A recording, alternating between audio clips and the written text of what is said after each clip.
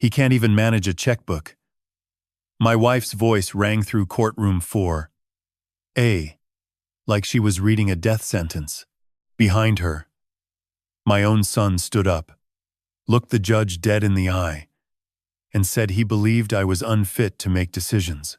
26 years of marriage, 32 years of teaching, and now I sat there, stripped of everything, while a judge stared at the burn scar across my left hand and whispered something that made my wife's attorney drop his pen. Hello everyone, and welcome. Before we begin, I would like to ask a small favor. If this story resonates with you, please consider subscribing to the channel and sharing your thoughts in the comments below. I would love to know where you are listening from. Also, a quick note. This narrative includes creative elements designed for reflection and learning. Any similarities to specific names or places are coincidental, but the lessons within are meant to stay with you. The worst part was not my wife's accusation. It was watching my son take the stand and say, "I believe my father is a danger to himself and others." He was 26 years old. I had carried him on my shoulders through every 4th of July parade in Bethesda since he was 3, his little fingers gripping my forehead, his laughter rising above the marching bands and the crowd waving flags along Wisconsin Avenue. I taught him to ride a bike in our driveway on Woodmont Avenue. I drove him to college move-in day, helped him carry boxes up 4 flights of stairs in the September heat, while Patricia waited in the car with the air conditioning running. And now he stood there, in courtroom 4A of the Montgomery County Circuit Court in Rockville, Maryland, helping her destroy me. I sat at the respondent's table, hands placed flat against the oak surface. Years ago, I had learned that clenched fists invite interpretation. Still, hands do not. The fluorescent lights hummed overhead. That same institutional buzz you hear in every government building across America. The courtroom was smaller than people imagined. No dramatic gallery. No packed audience. Just worn wooden benches, the seal of the state of Maryland mounted behind the judge's bench, and the faint smell of old paper and floor polish. My name is Robert Ashford. I am 58 years old. I have been married to Patricia for 28 years. We raised Daniel together. We lived in a 3-bedroom Cape Cod on Woodmont Avenue in Bethesda, with a small backyard where we used to grill on summer weekends and watch fireflies after dark. I taught American history at Walter Johnson High School for 32 years. I have never missed a parent-teacher conference. I have never raised my voice at a student, and until 3 weeks before this hearing, no one had ever suggested, out loud, in writing, or otherwise, that I was incapable of managing my own life. Patricia stood a few feet from me, angled toward Judge Catherine Reeves. Gray blazer, neutral makeup, a single strand of pearls. She had chosen this version of herself carefully. I recognized it because I had lived with it for nearly 3 decades. This was Patricia at school fundraisers. Patricia at neighborhood dinners. Composed, sympathetic, reasonable. The kind of woman people instinctively trust. Her attorney, Richard Feldman, had just finished outlining her petition. He described Patricia as a wife who had shouldered the financial and emotional responsibilities of our household for years. He described me as withdrawn, passive, chronically disengaged from long-term planning. He emphasized concern, stability, protection. Then Patricia spoke. "Your Honor, my husband does not understand finances. He never has." Her voice was steady, practiced. "He has become increasingly unstable, erratic. I am afraid for him. I am afraid for myself." She did not look at me when she said it. I did not react. Not because it did not hurt, but because reacting would serve her narrative. Patricia had always believed silence meant emptiness. She mistook restraint for absence. That misunderstanding was the foundation of everything that followed. Then Daniel was called. I watched him walk to the witness stand. He wore a dress shirt I had bought him last Christmas. Blue Oxford, wrinkled at the collar. He avoided my eyes as he was sworn in. His hand shook slightly as he raised it. "Daniel Ashford, Feldman said. Can you tell the court about your father's recent behavior? Daniel swallowed. He looked at his mother, then spoke. My father has always been distant, emotionally unavailable. But lately, it has gotten worse. He does not answer calls. He forgets conversations. He has been acting strange, paranoid, almost. My mother has tried to help, but he refuses. Feldman nodded encouragingly. And do you believe your mother's concerns are valid? Daniel's jaw tightened. Yes. Can you elaborate? There was a long pause. The courtroom waited. I could hear the clock ticking above the judge's bench. 9:14 in the morning. I believe my father is a danger to himself and others, Daniel said. The words landed softly, but they landed. I felt something crack inside my chest, not anger, not even surprise, just a deep, hollow ache, the kind you feel when you lose something you thought was permanent. I kept my hands flat on the table, did not move, did not speak. Daniel still would not look at me. Judge Catherine Reeves had been quiet through most of this. She was in her mid-60s, silver hair cut short, reading glasses balanced low on her nose. She had the calm, economical presence of someone who had heard thousands of stories and learned how to spot the seams where they did not quite hold. She did not look at Patricia when Daniel finished. She did not look at Feldman. She looked at me. Her eyes moved slowly from my face to my hands, still resting flat on the table. And then they stopped. They lingered on my left hand, where an old scar ran across the back and down between my fingers. Pale, faded, but visible. A burn scar from a long time ago. Judge Reeves's expression shifted, just slightly. Her brow furrowed, almost imperceptibly. She stared at that scar for what felt like a long time. Then something changed in her eyes. Not recognition exactly, but something close. A flicker of memory. A question forming behind years of careful composure. She glanced at Patricia, then back at me, then at Feldman, and when she spoke, her voice was careful, measured. Counselor, she said, are you absolutely certain you understand who Mr. Ashford is and what he has actually done? The question hung in the air. Feldman blinked. Your Honor, Mr. Ashford's professional background is, Judge Reeves continued, her eyes still on me. Are you confident you have accurately represented it? Feldman hesitated, glanced at his notes. He is a public school teacher, Your Honor. History department.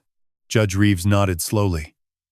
But her eyes did not leave mine, and for just a moment, sitting in that courtroom with my son's words still echoing and my wife's lies filling the room, I felt something I had not expected. Hope, because Judge Catherine Reeves had just asked a question that meant she had seen something. Something Patricia and her lawyer had not prepared for. She had seen my hand. The scar, and something about it had triggered a memory buried deep beneath 2 decades of other cases. Other courtrooms. Other lives. I did not know what it meant yet. But I knew one thing. This was not over. While my marriage was crumbling, someone was watching. Someone I had forgotten. Someone who had never forgotten me. At the time, I did not know her name was Lily Reeves. But I learned it later, when it was almost too late. I want to be clear about something before I go further. I did not set out to ruin Neil Chambers's life. I did not even dislike him. But before I explain who Neil is and what he did to me, you need to understand who I was. Not the version Patricia described in that courtroom. The real one. I grew up in Tacoma Park, Maryland, in a small house filled with more books than furniture. My mother, Eleanor Ashford, spent 40 years working at the Library of Congress. She started as a cataloging assistant and retired as a senior archivist.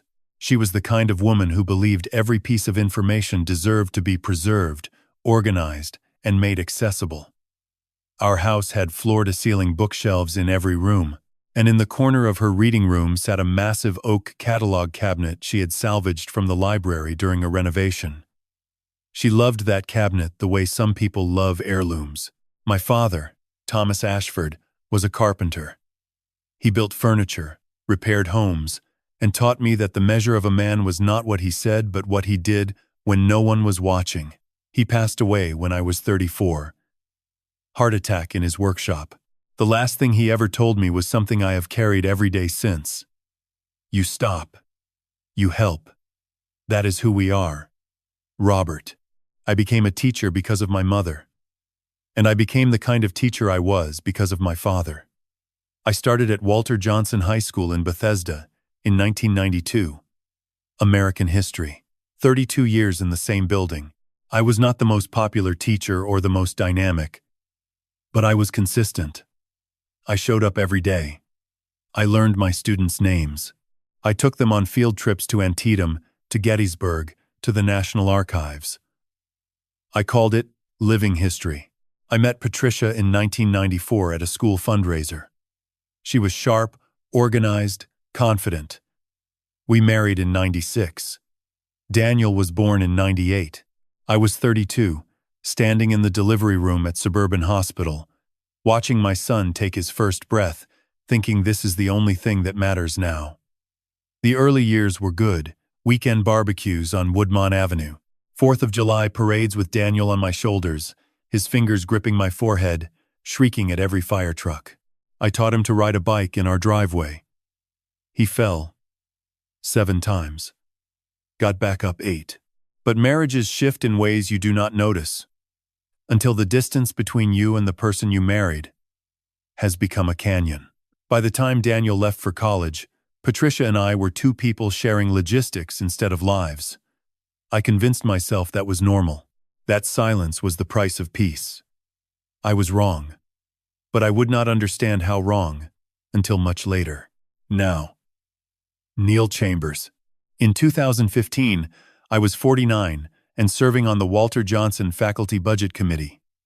That spring, I was organizing a field trip to Harper's Ferry when the budget office flagged my request. Insufficient funds. I was confused. The extracurricular account should have had more than enough. I pulled the records myself. The numbers did not add up. Small discrepancies at first.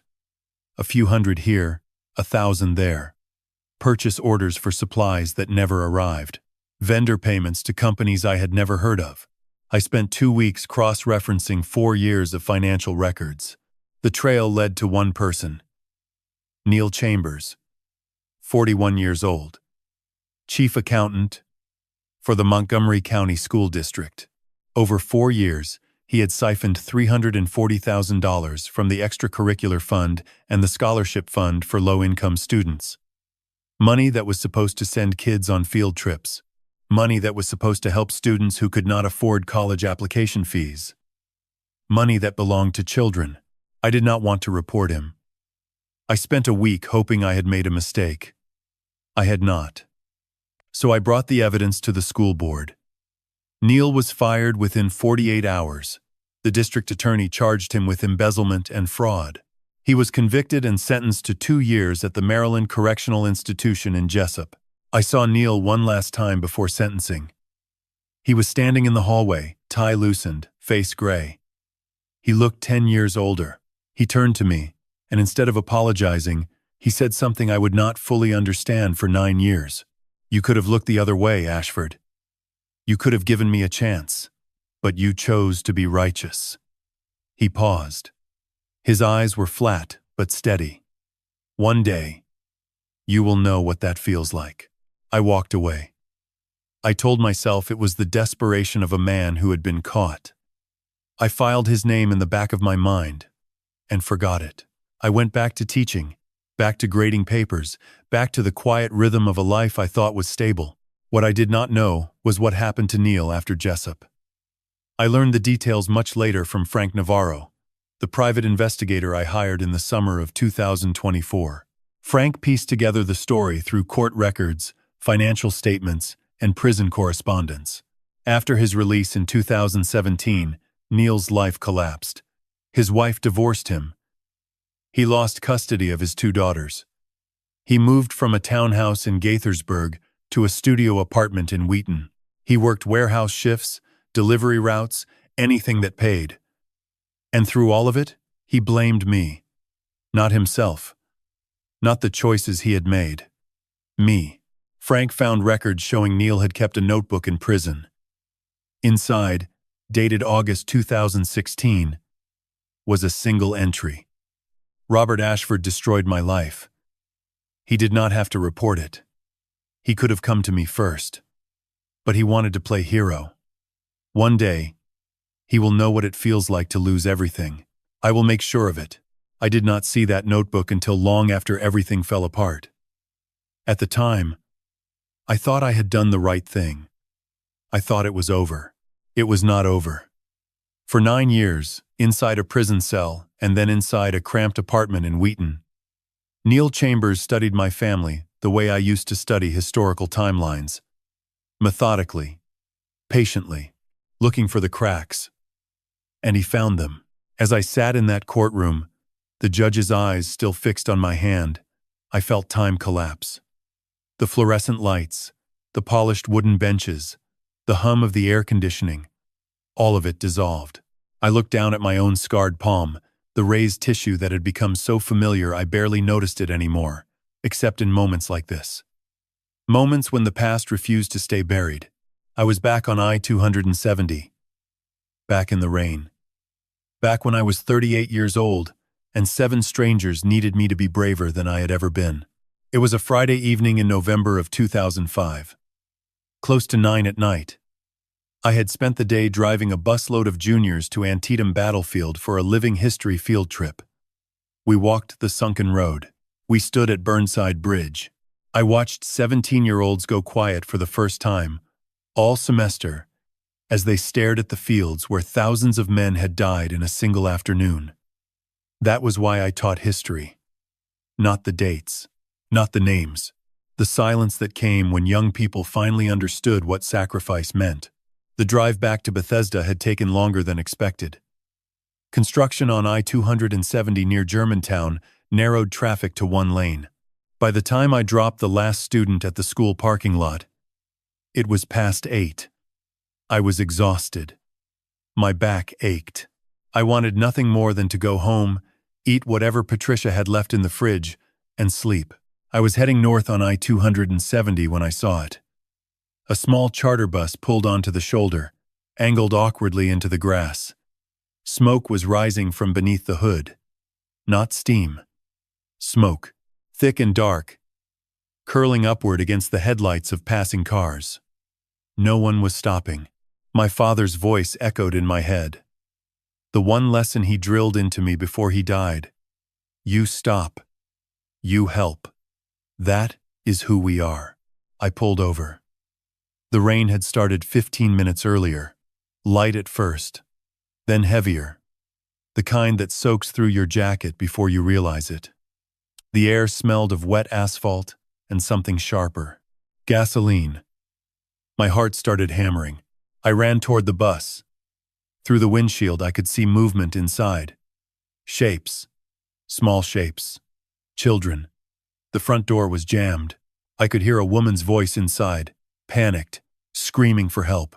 I circled to the rear emergency exit, grabbed the handle, and pulled. The metal groaned, but gave way. Smoke poured out. I covered my mouth with my sleeve and climbed in. The interior was hazy, the overhead lights flickering. I could see them now. 5 children, 8, 9, maybe 10 years old, in matching soccer jerseys, huddled together near the middle of the bus. And beside them, a young woman, late 20s, clutching her arm. Blood ran down her sleeve from a gash near her elbow. She was the coach. "Get them out," she said, her voice shaking.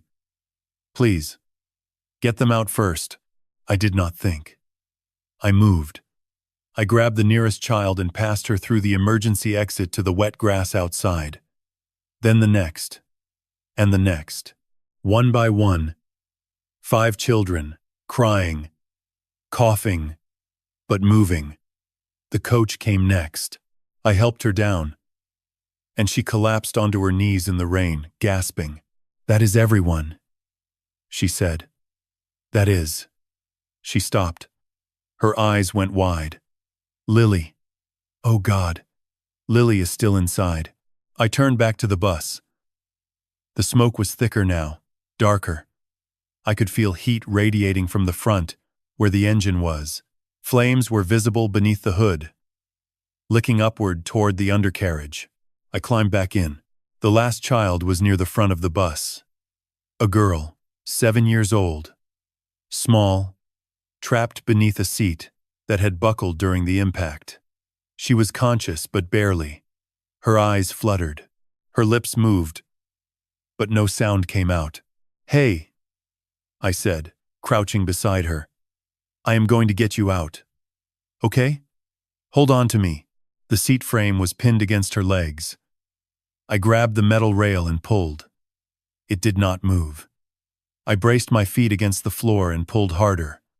The heat was unbearable now. I could hear the flames outside, a low roar that was getting louder.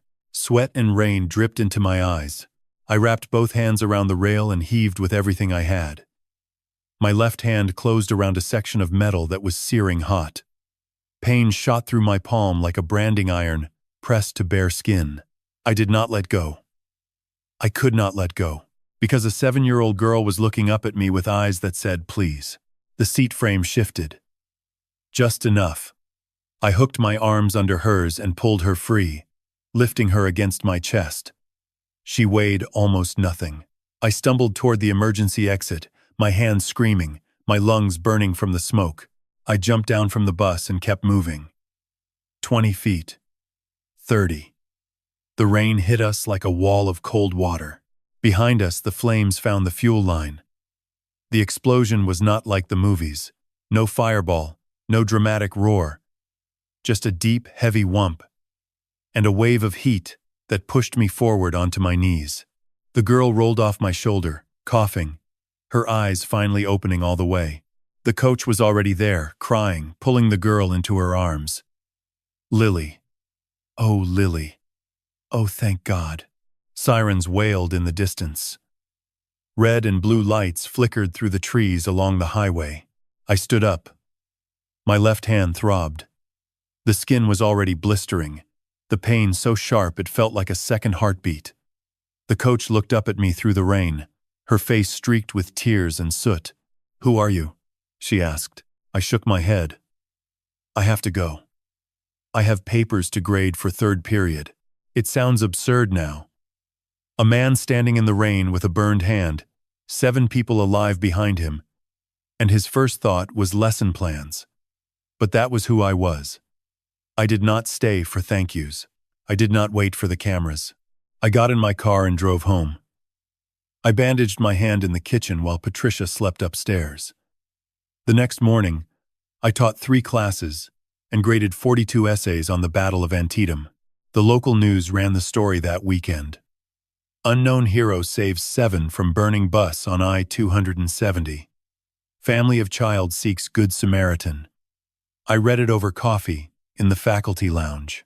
I folded the paper and looked at my bandaged hand. The doctors later told me it would scar permanently. I did not care. 7 people were alive. That was all that mattered. I never tried to find them. Never reached out. I never learned the coach's name. I never learned the little girl's name. I never knew she was the daughter of a woman who had not yet gone to law school. I never knew the coach would one day change careers, study law herself, and rise to become a circuit court judge. And I certainly never imagined that 20 years later, one of them would sit behind a bench, holding my fate in her hands, while the other would stand before that bench and fight to save my life. But I did not know any of that on that rainy night in November. I only knew that 7 people were safe. And that was enough. People always ask when a marriage ends. I can never point to a single moment. It is not a light switch, it is erosion. Water over stone. So slow you do not notice until the ground beneath you is gone. But if I had to choose, it was the night Patricia told me she would handle my mother's bills. I was 54 years old. She was 52, and I made the mistake of thinking her offer came from love. The first decade of our marriage had been good. I have already told you that. But the second decade was different. Somewhere around the time Daniel started college in 2016, things shifted. Not dramatically. Not with arguments or slammed doors. Just a slow, steady withdrawal. She stopped asking about my day. I stopped sharing. We became two people living parallel lives under the same roof. She managed the calendar. I graded papers. We spoke about logistics. Daniel's tuition, the mortgage, what to have for dinner. Nothing else. She said I was emotionally unavailable. I said she was controlling. We were both right. By the summer of 2021, we barely spoke unless it involved a bill or a schedule. I convinced myself this was normal. Marriages evolve, I told myself. You do not need grand gestures or constant connection. You just need stability. I was a history teacher. I knew that empires did not fall because of one battle. They fell because of 1,000 small surrenders. And that is exactly what I was doing. Surrendering. One silence at a time. It started with the bank accounts. Patricia suggested consolidating everything into one joint account. It will be easier, she said. One place for everything. I agreed. Then she asked me to add her name to the savings account my father had left me. Just in case something happens to you, she said. I signed the papers. Then she took over the investment portfolio. You are too conservative, she said. Let me handle it. I let her. I told myself it was trust. I told myself it was partnership. I told myself she was helping. What I did not see was what I was really doing. I was stepping aside. I was making myself smaller. I was choosing silence over confrontation because confrontation had never gone well with Patricia. She had a way of making me feel like I was the problem. Like my concerns were overreactions. My questions were accusations. If I asked about a credit card charge, she would sigh and say, "Do you not trust me, Robert?" If I suggested we review our finances together, she would shake her head and say, "You do not understand any of this. Just let me handle it." So I stopped asking. And every time I stopped asking, she took a little more. Daniel noticed. Or maybe he did not. It is hard to say. By the time he turned 21, he had already started pulling away from me. He stopped calling me on Sundays. Stopped asking for advice. When I tried to reach out, casual texts, invitations to lunch, he replied with short, polite messages. Busy. Dad. Maybe next week. Next week never came. I told myself it was normal. Kids grow up. They build their own lives. But I saw the way he talked to Patricia, the way he laughed with her on the phone, the way he came home for Thanksgiving and spent the entire weekend in the kitchen with her, barely acknowledging me at the table. I did not blame him. I had become a ghost in my own house, a man who came home, graded papers in the study, ate dinner in silence, and went to bed. I was physically present and emotionally invisible. I tried once to reconnect with Patricia. It was late July of 2022. We were eating dinner in silence again. Grilled chicken, green beans, the same meal we had eaten every Thursday for 3 years. I set down my fork. Maybe we should take a trip, I said. Just the two of us. The Outer Banks. Or maybe Shenandoah. Get away for a weekend. She did not look up from her plate. I am busy. Robert. When are you not busy? I said. Trying to keep my tone light. She sighed. The kind of sigh that carries the weight of 1,000 unspoken criticisms. I do not have time for this right now. That was the end of the conversation. 10 seconds. A marriage reduced to 10 seconds of dismissal over green beans. I told myself she was stressed, that she needed space, that things would improve once we settled into a rhythm. I did not know she had already found someone who listened, someone who asked how her day was, someone who made her feel like she was the most important person in the room. I did not know that person was Neil Chambers. By the spring of 2023, I was 56 years old and felt older.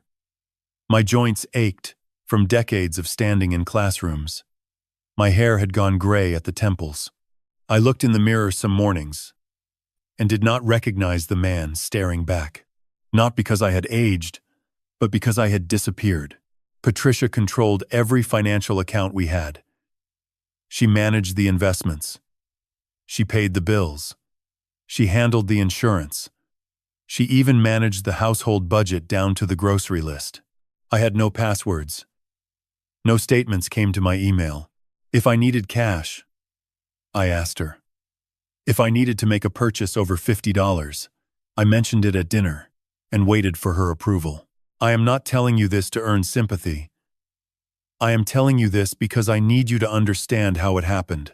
How a grown man, a teacher, a father, someone who stood in front of 30 teenagers every day and taught them about courage and civic responsibility, could let himself be reduced to asking permission to buy new shoes. It happened because I chose peace over truth. Every single day for years I chose the comfort of silence over the discomfort of confrontation. And that choice, repeated 1,000 times, built a cage so comfortable I did not realize I was trapped until the door slammed shut.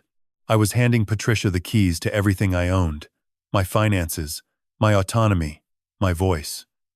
And I did not see it because I was too busy being quiet, too busy keeping the peace, too busy not noticing that someone else was watching from the shadows, waiting for exactly this moment. Someone who knew that a man who had already made himself small would be easy to erase completely. I did not know my son had a gambling problem until it was far too late. Maybe if I had called more often. Maybe if I had pushed harder when he said he was fine. Maybe if I had been less afraid of becoming the nagging father and more willing to be the uncomfortable one. But by the time I found out, Neil Chambers had already sunk his teeth into him. Daniel confessed everything to me in August of 2024, nearly 2 years after it began. We sat in my lawyer's office. My son, 26 years old by then, finally broke. He cried. Not the kind of crying I had seen when he was a child and skinned his knee on the driveway. This was different. This was shame. It started small, Dad, he said. I swear it did. According to Daniel, it began in the fall of 2021. He was 23, fresh out of college, working his first real job at a marketing firm in Silver Spring. The pay was decent, but not great. He lived in a small apartment near downtown, splitting rent with a roommate. He was trying to prove himself. To his boss. To Patricia. Maybe to me, though I doubt he would have admitted that. A coworker introduced him to a cryptocurrency trading platform. Not gambling in the traditional sense, Daniel told himself. Investing. Research. Strategy. He started small. $100 here. $200 there. He read forums, watched tutorials, convinced himself he understood the patterns. Then he won. Not a lot. Maybe $800 on a single trade. Enough to make him think he was good at it. Enough to make him try again. Within 3 months, he was trading every day. Within 6, he had moved into margin trading, borrowing money from the platform to make larger bets. He started chasing losses, doubling down, convincing himself the next trade would be the one that evened everything out. It never was. By February of 2023, Daniel owed $70,000. Not to a bookie or a loan shark, to trading platforms, credit card companies, and a margin account that sent automated warnings every morning at 6. He did not tell me. He did not tell Patricia. He barely ate. He barely slept. He told me later that he used to sit in his car in the parking garage after work, staring at his phone, watching the numbers turn red, feeling the walls close in around him. I did not see the signs. Or maybe I saw them and convinced myself they were something else. He looked tired when I saw him. Dark circles under his eyes, a tightness in his jaw that had not been there before. I asked him once, over the phone, if everything was okay. He said yes. I believed him, because it was easier than pressing. That is when Neil found him. I did not know this at the time, but Neil had been watching Daniel for weeks before they officially met.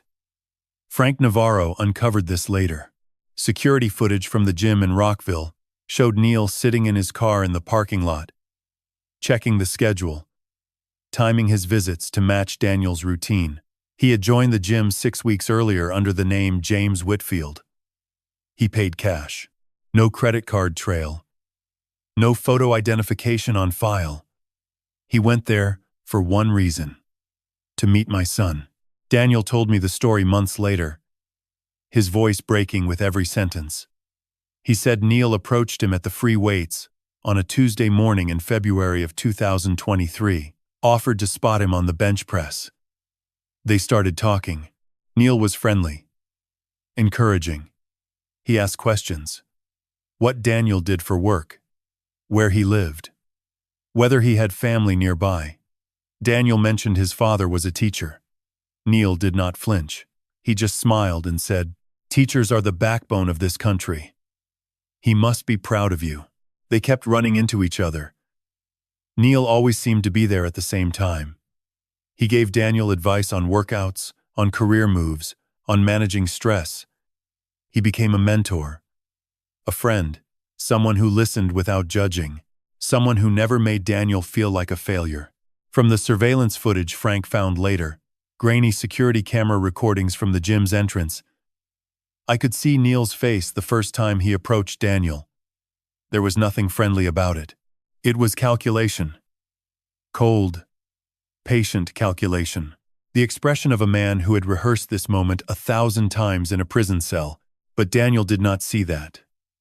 Daniel saw someone who cared. Over the next few weeks, Neil asked more personal questions. Was Daniel happy at work? Was he stressed? Were there money pressures? Daniel, exhausted and ashamed, let his guard down during a coffee after a workout. They sat in a small cafe on Rockville Pike. Daniel mentioned financial stress. He did not say the word crypto. He did not mention the $70,000. But Neil must have sensed the opening. Money problems are temporary, Neil said. You just need the right plan. He started small. Offered to lend Daniel $200 to cover a bill.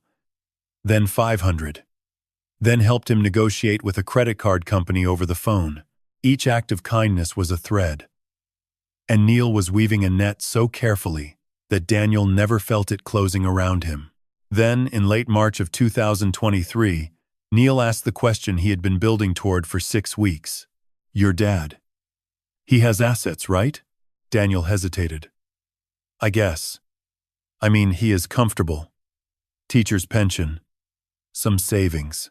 And your grandmother? She has her federal pension. She worked at the Library of Congress for 40 years. Neil leaned back in his chair. Casual. Thoughtful. Has your dad ever talked about setting up a conservatorship? You know, to protect her assets in case something happens?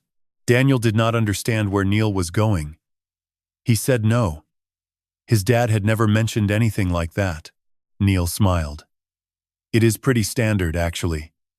Especially for older people who cannot manage their own finances. A family member files a petition, the court reviews it, and the assets are protected. Sometimes the person managing the conservatorship can access funds to help the family. Legally, Daniel still did not see it. He thought Neil was just making conversation. What if? Neil said slowly. Your dad's finances were part of that conservatorship. What if there was a legal way to access those funds, just temporarily? Just enough to clear your debt, then everything goes back to normal. Daniel told me he felt sick when Neil said it. But he also felt hope, because Neil made it sound simple. Legal. Temporary. Just a petition. Just enough to wipe out the 70,000. Then everything would go back to the way it was. I did not think it would go this far, Dad. Daniel said, tears streaming down his face in that lawyer's office. I swear I did not. At the time, early 2023, I saw none of this. I saw my son pulling away, becoming quieter, more distant. I tried to reach out. "Daniel," I said one evening over the phone. "You okay? You seem off." "I am fine, Dad. Just busy." I did not push. I thought he was growing up, building his own life. I thought giving him space was the right thing to do. I should have pushed harder. I should have driven to Silver Spring and knocked on his door and sat across from him and said, "Tell me the truth." But I did not. Because I was still the man who chose silence over confrontation. And that silence cost me more than I could have imagined. Patricia met James Whitfield at a book club in Bethesda in April of 2023. At least, that is what she told me later. What she did not tell me was that the meeting was not accidental, and that James Whitfield was not his real name. I learned all of this from Frank Navarro's investigation. From the text messages he recovered from Patricia's phone after everything fell apart. From the timeline he pieced together using credit card receipts, phone records, and surveillance footage from parking garages and hotel lobbies. I did not see any of it at the time. I was too busy working, too busy grading papers, too busy pretending my marriage was something it had stopped being years ago. According to Frank's report, Neil had researched Patricia the way a general studies a battlefield. He knew her schedule. He knew her habits. He knew her weaknesses. He knew she attended a Tuesday morning yoga class at a studio on Arlington Road. He knew she went to a monthly book club at Politics and Prose on Connecticut Avenue. He knew she felt undervalued. He knew she was lonely. And he knew exactly what to say. Neil purchased a membership at the yoga studio 3 weeks before they met. He attended classes twice a week. Always positioned himself near the back. Never approached her directly. Just made sure she noticed him. Then, at the book club in April, he introduced himself. James Whitfield. Financial consultant. New to the area. Looking for interesting people and good conversation. Patricia told me about him casually one evening. "I met someone interesting at book club," she said over dinner. "A financial consultant. Very well read. He had the most thoughtful take on the book we discussed." I nodded and said, "That is nice." I did not ask his name. I did not ask where he was from. I did not ask anything, because I had stopped asking Patricia questions years ago. Every question I asked was met with a sigh or a dismissal, so I had trained myself not to ask, and Neil was counting on exactly that. The messages Frank recovered painted a clear picture. Neil did not rush. He did not push. He waited. Let Patricia come to him. After the book club, he sent her a text. "It was nice meeting you tonight. You have a rare kind of presence, calm but strong. I hope we can talk again." She replied the next day. "Thank you. That is kind of you to say." They texted back and forth for a few weeks. Casual at first.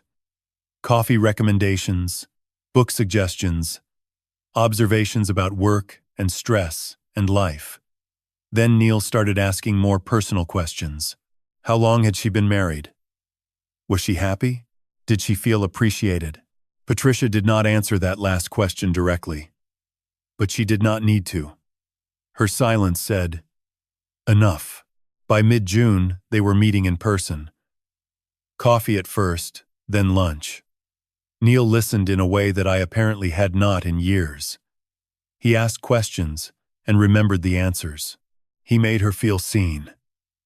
One message read, "You deserve more than silence." Another, "You give so much to everyone else. Who takes care of you?" I read those messages months later sitting in Frank's office, and I felt sick. Not because they were lies, because they were not. Neil had identified exactly what Patricia needed to hear. He had studied her weaknesses the way I used to study lesson plans, methodically, carefully, looking for the gaps. And he exploited every single one. By August of 2023, the affair had begun. Frank traced hotel charges to a boutique hotel in Georgetown. Credit card receipts showed visits twice a week, sometimes 3 times, always during the day when I was at school. always at locations far enough from Bethesda that no one we knew would see them. At the time, I noticed nothing. Or maybe I noticed and chose not to see. Patricia started coming home later in the evenings. She said she was helping a friend plan a fundraiser, volunteering at a nonprofit, attending networking events.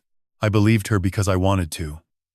Because doubting her meant admitting something I was not ready to face. From the texts Frank recovered, I saw how Neil played it. He never told Patricia to leave me. He never said anything directly against me. He just asked questions. Quiet, careful questions, designed to widen the cracks that already existed. Does he ever thank you for everything you do? When was the last time he really listened to you? Do you think he even notices how much you sacrifice? And Patricia, tired and lonely and convinced that I did not care, answered the way Neil knew she would. She told him about the finances she managed alone, about the bills I never looked at, about the investment decisions I never questioned. She told him about my mother's accounts, about the pension, about the power of attorney she had been given. She gave him the map, and he memorized every road. I tried one last time. It was a Saturday evening in September. Patricia was getting ready to leave. She said she had a dinner with a friend from yoga. She was wearing a dress I had not seen before, perfume I did not recognize. "You look nice," I said from the doorway. She glanced at me in the mirror. "Thank you. Would you want to stay in tonight instead? We could order something. Watch a movie. Like we used to." She picked up her purse and walked past me without stopping. "I already made plans, Robert. Maybe another time." Another time never came. I stood in the doorway and watched her car pull out of the driveway. The taillights disappeared around the corner on Woodmont Avenue. I stood there for a long time, not because I suspected anything, but because I felt the last thread between us snap. Quietly, without ceremony. The way things end when they have been dying for years. I did not know she was driving to Georgetown. I did not know Neil was waiting. I did not know that while I stood in that doorway feeling sorry for myself, the man who had sworn to destroy me was whispering in my wife's ear, turning her loneliness into a weapon, turning her resentment into a plan, turning her into the instrument of my destruction. And the worst part? He did not have to work very hard. I had done most of the work for him. Years of silence, years of withdrawal, years of choosing peace over presence. I had built the door. Neil just walked through it. My mother was 81 years old, and still sharper than most people half her age. 40 years at the Library of Congress had trained her to notice patterns, to catalog details, to recognize when something did not belong on the shelf. That instinct did not disappear when the dementia started. It just went underground. Eleanor Ashford had retired in 2008, but the library never left her. Her house in Tacoma Park was a museum of her career. Floor-to-ceiling bookshelves in every room, first editions wrapped in acid-free tissue, a framed photograph of her standing in the main reading room on her last day, the great dome soaring behind her, and in the corner of her reading room, the oak catalog cabinet she had rescued from a renovation decades ago. It was enormous, waist-high, with dozens of small drawers, each one fitted with a brass pull and a handwritten label. She had used it for 40 years to organize everything. Research notes, family recipes, birthday cards from my father, tax records. It was her system, her language, the way she made sense of the world. In early October of 2023, my mother suffered a mild stroke. I was 56. She was 79. The doctors said it was not severe, but it was enough to leave her disoriented for days. Enough to remind both of us that she could not do everything alone anymore. Patricia came to the hospital. She brought soup, fresh flowers, a new blanket. She sat beside my mother, held her hand, spoke in that calm voice she used when she wanted to appear caring. "Lillian, you do not need to worry about anything. Robert and I will take care of everything." My mother's name was Eleanor, not Lillian. But Patricia had always called her by her middle name, something my mother tolerated but never liked. That small detail should have told me something. It did not. Later, as we were leaving, Patricia turned to me. I can handle her paperwork, Robert. The financial stuff. Bills. Insurance. The pension. You are already stretched thin. With school. Let me take care of it. I hesitated. My mother had always been fiercely independent. She balanced her own checkbook well into her 70s. She filed her own taxes. She once told me that a woman who cannot manage her own money cannot manage her own life. But Patricia's offer made sense. I was teaching full days. I was exhausted. And my mother needed help. Are you sure? I asked. Of course, Patricia said. That is what family does. I nodded. Thank you. I do not know what I would do without you. Over the next few months, Patricia became my mother's primary contact with the bank, the insurance company, the pension office. She handled everything with her usual efficiency. I was grateful. My mother, however, was not entirely comfortable. In November, during one of my visits, she said, Robert, dear, does Patricia really need to know about all my accounts? She is just helping, Mom, I said. You do not need to worry. My mother frowned. She looked at me the way she used to look at a misfiled book, like something was in the wrong place, and she could not quite identify what. She asks a lot of questions about savings, about the house. She is being thorough, I said. That is a good thing. My mother did not press further. She never wanted to be a burden. She never wanted to cause trouble. But she did something I did not discover until months later. She started cataloging. In her reading room, inside the oak cabinet, behind the drawer labeled miscellaneous, there was a false back panel. My mother had installed it herself years ago to store sensitive documents. Behind that panel, she began placing index cards, the same kind she had used at the Library of Congress for 4 decades. 3 by 5, cream-colored, lined, and on each one, in her increasingly unsteady handwriting, she recorded what she observed. November 12th. Patricia asked about savings account balance. Seemed surprised by the amount. Why does she need to know? December 3rd. Patricia brought new forms. Said the bank required updated signatures. I signed. Too tired to read closely. January 19th. Missing statement. Patricia said it was sent electronically now. I do not have a computer. How would I see it? She was documenting everything. Not because she fully understood what was happening, but because something felt wrong, and 40 years of cataloging had taught her that when something feels wrong, you write it down. In March of 2024, Patricia brought my mother a power of attorney document. I was not there. I was at school, teaching a unit on the Constitutional Convention. Patricia later told me, my mother had requested it, that she wanted someone to handle her affairs in case something happened. What Patricia did not tell me was that my mother had been confused that day. Her medical records, which I obtained later, noted patient experiencing increased confusion and short-term memory impairment, not recommended for legal decision-making. Patricia had placed the document in front of her, guided her hand, told her it was just a formality. My mother signed with a trembling hand. She did not fully understand what she was agreeing to, but even in her confusion, something survived. That night, according to the timestamp on her audiobook player, my mother pressed record. The device was a simple one I had bought her 2 Christmases ago so she could listen to novels in bed. She had figured out how to use the recording function. And she used it. The recording was 43 seconds long. I would not hear it until weeks later. But it captured everything.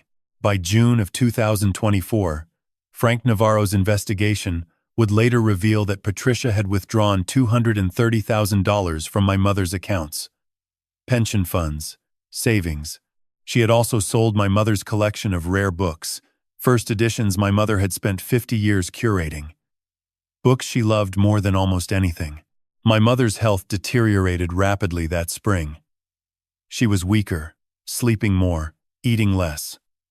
I visited every day after school. I sat beside her bed, held her hand, told her stories about my students. She smiled sometimes. Other times, she stared at the ceiling with an expression I could not read. Fear, maybe, or resignation, or the quiet determination of a woman who knew she was running out of time but still had one more thing to catalog. On one of my last visits before she passed, she grabbed my wrist with surprising strength. Her eyes were clear, focused. The fog had lifted for a moment. "Robert," she said. "The cabinet. Remember the cabinet." "Mom, what about it?" "The truth is in the index," she whispered. Then her grip loosened, and the fog returned. She closed her eyes. I thought it was the dementia talking. I told myself she was confused.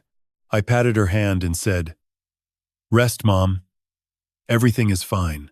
Everything was not fine. And my mother knew it. She had been trying to tell me for months, in the only language she knew, the language of a librarian. Organized, methodical, hidden in plain sight, waiting for someone to pull the right drawer. The first time Neil came for me directly, I did not even know it was him. It was February of 2024. An anonymous email sent to the Montgomery County School Board. I thought it was a disgruntled parent. A student with a grudge. I did not realize it was personal. The email arrived on a Monday morning. I did not see it. It went to the principal's office, to Dr. Margaret Chen, the woman who had run Walter Johnson for the past 8 years. She called me in that afternoon. Her tone was careful. "Robert, we received an anonymous concern about your behavior." She slid a printed email across the desk. It was sent from a burner account. The subject line read, "Concern about teacher conduct." The body was brief. "I work with Robert Ashford. Over the past few weeks, his behavior has been erratic. He seems distracted, irritable, and has made concerning comments about stress and family issues. I am worried he may be a risk to students. I am reporting this anonymously because I do not want retaliation." I stared at the page. My heart pounded. "This is not true," I said. "I have not made any concerning comments. I do not even know who sent this." Margaret nodded. "I believe you, Robert. But protocol requires an internal review. It is standard procedure." Over the next 2 weeks, Margaret interviewed several colleagues. Most said nothing unusual, but a few people I barely knew mentioned that I seemed tired, stressed.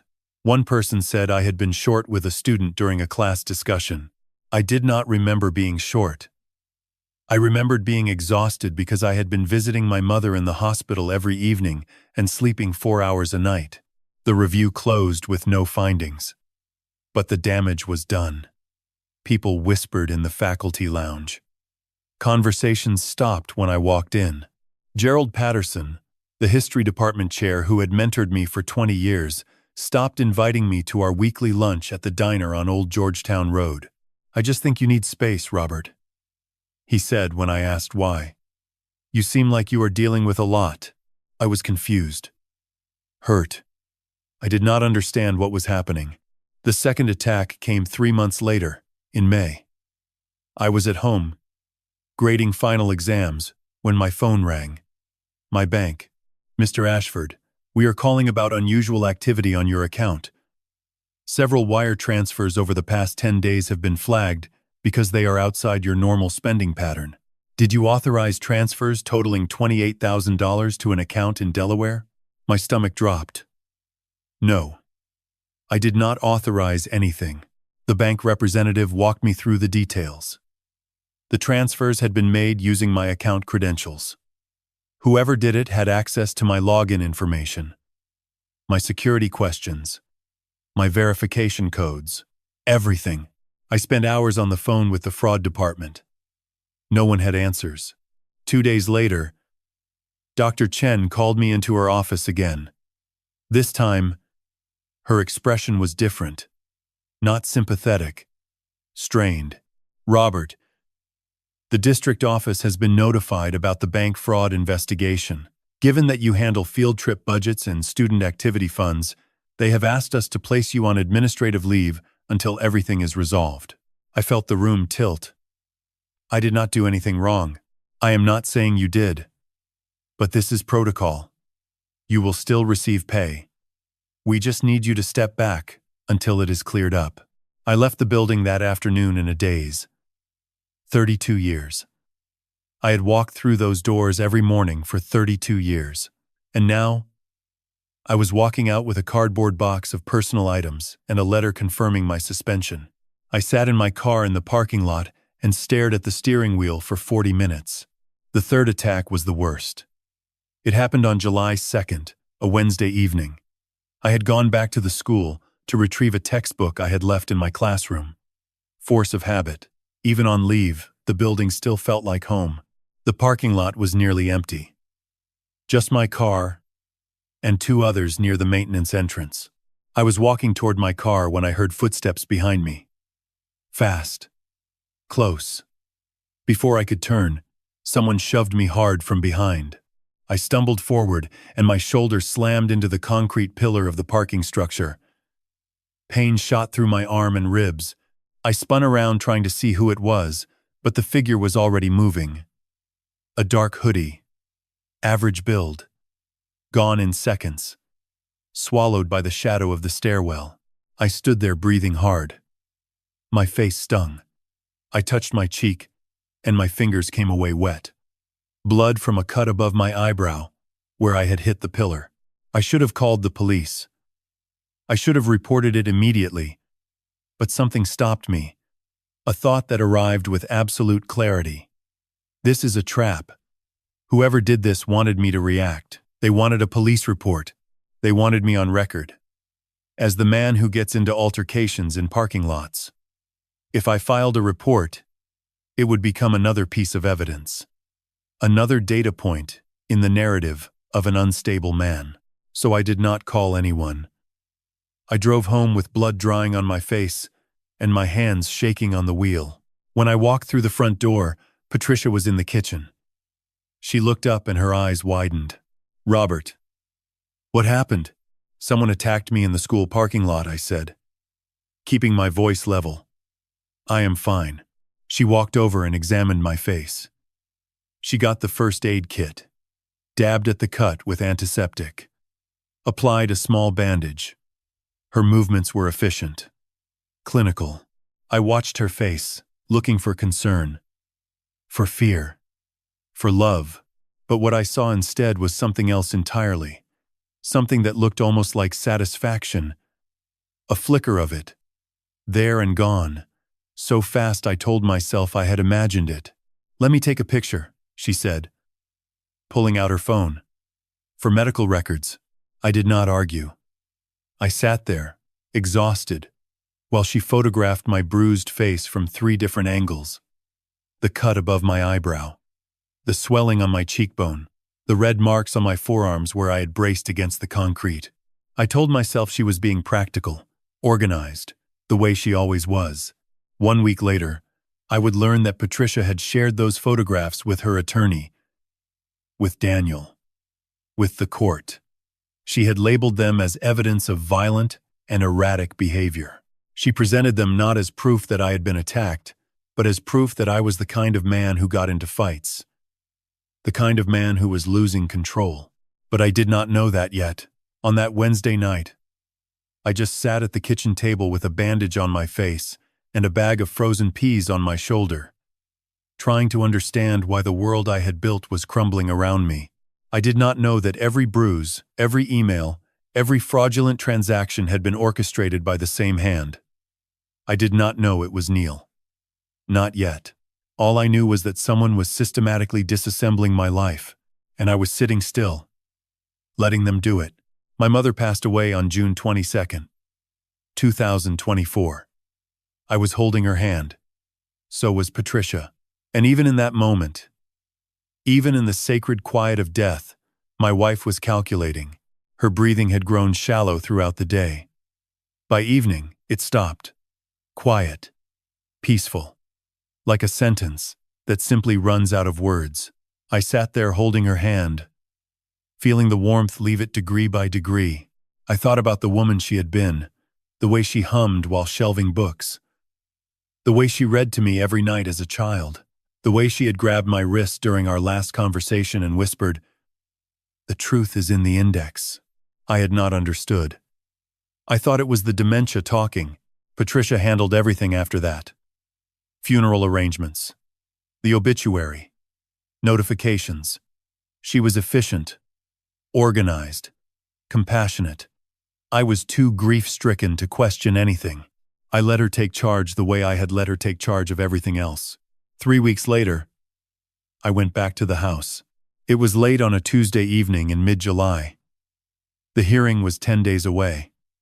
I told myself I was looking for financial records, bank statements, anything that might explain the discrepancies I had begun to notice. The house in Tacoma Park was dark when I pulled into the driveway. The garden my mother had tended for 40 years was overgrown. The azaleas she pruned every March were wild and tangled. I unlocked the door and stepped inside. The air smelled stale. Dust had settled on the bookshelves, the framed photographs, the small table where she always left her keys. Every corner held a memory. Her laughter, her slippers on the hardwood at 6 in the morning. Being here without her felt like reading a book with the last chapter torn out. I walked to her reading room. The oak catalog cabinet stood against the far wall. Massive, waist-high. Dozens of small drawers with brass pulls and handwritten labels. I opened the drawer labeled Legal and found the power of attorney, dated March 15th, 2024. My mother's signature was shaky, uneven, nothing like the confident script she had used all her life. I checked her medical records. March 15th. The doctor's notes read, "Patient experiencing increased confusion. Short-term memory impairment. Not recommended for legal decision-making." Patricia had brought this document to my mother on one of her worst days. And my mother, too confused to resist, had signed. Then I remembered her words. "The truth is in the index." I pulled open the drawer labeled Miscellaneous. Greeting cards, newspaper clippings, nothing unusual. But I reached to the back and felt along the wooden panel. My fingers found a small groove. I pressed. The panel shifted. Behind it was a narrow space, and inside that space, stacked neatly in a row, were index cards, dozens of them, 3 by 5, cream-colored, lined, each one filled with my mother's handwriting. Some entries were steady, written on good days. Others were shaky, barely legible. But they were organized, numbered, dated, catalogued. I sat on the floor and began to read. November 12th. Patricia asked about savings account balance, seemed surprised by the amount. Why does she need to know? January 19th. Missing statement. Patricia said it was sent electronically now. I do not have a computer. March 15th. Patricia brought papers. I was confused today. She guided my hand. I signed something. I do not remember what. Something is wrong. April 9th. $112,000. Gone. I checked the balance on the phone. The bank said Patricia authorized the transfer. I did not authorize anything. Each card was a piece of the puzzle. My mother, even as her mind betrayed her, had been watching, fighting back, the only way she knew how. With index cards and a system perfected over 40 years at the Library of Congress, then I found the audiobook player, tucked behind a stack of books on the shelf beside the cabinet. The small device I had bought her 2 Christmases ago. One recording, dated March 15th, 43 seconds. I pressed play, static at first. Then my mother's voice. Weak, uncertain. I do not understand. Why do you need this? Then Patricia's voice. Calm, patient. Just trust me, Eleanor. It is for Robert's benefit. If you do not sign, it will cause problems for him. But I do not. I am very confused today.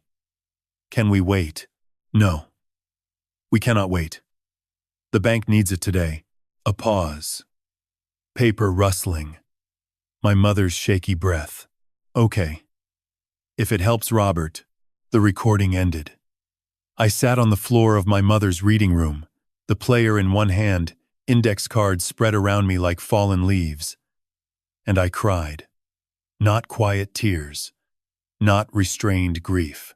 I cried the way I should have cried at her funeral. The way I should have cried when she grabbed my wrist and tried to warn me.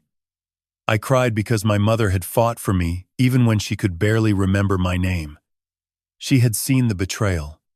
She had documented it, and she had trusted me to find it. The last card in the stack was different. The handwriting was steadier, as if she had waited for a clear day.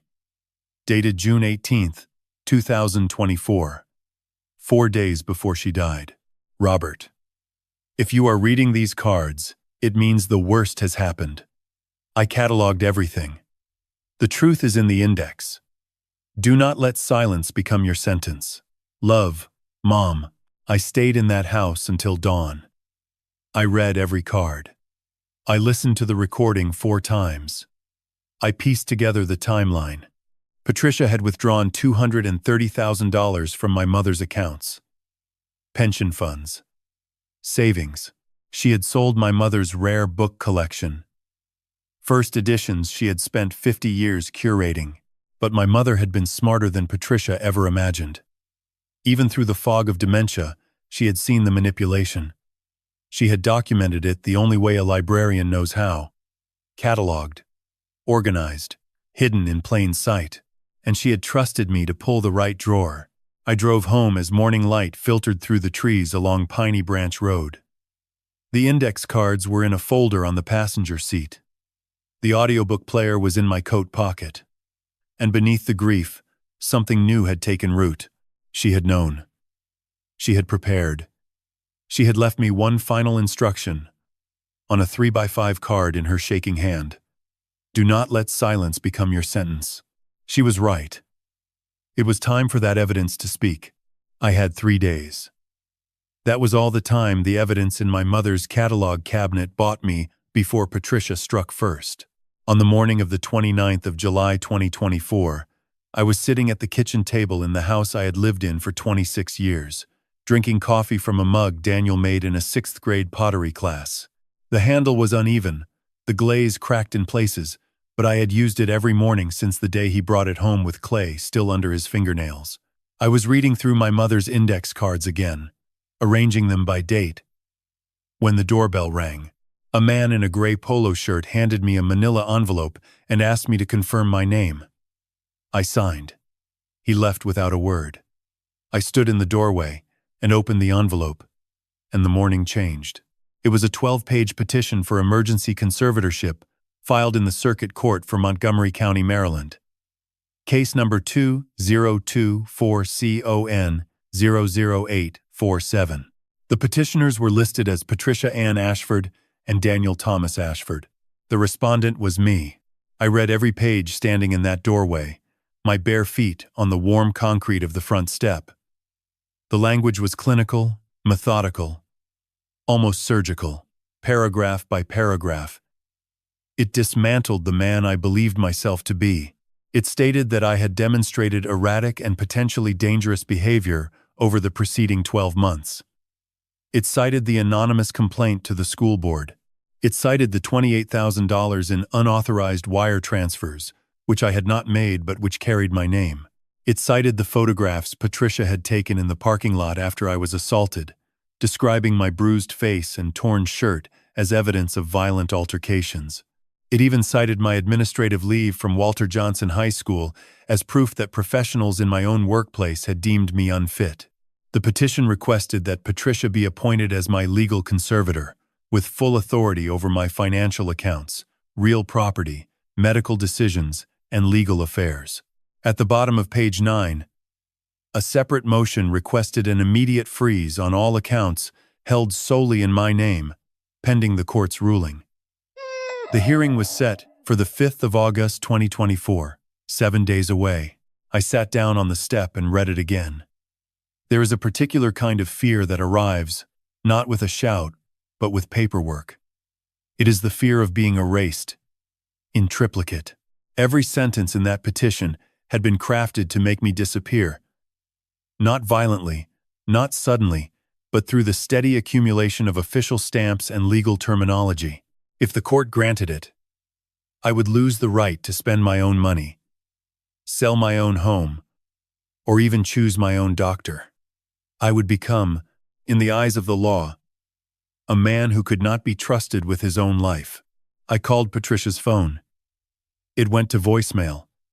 I called Daniel. He answered on the fourth ring. "Dad, I can't talk about this.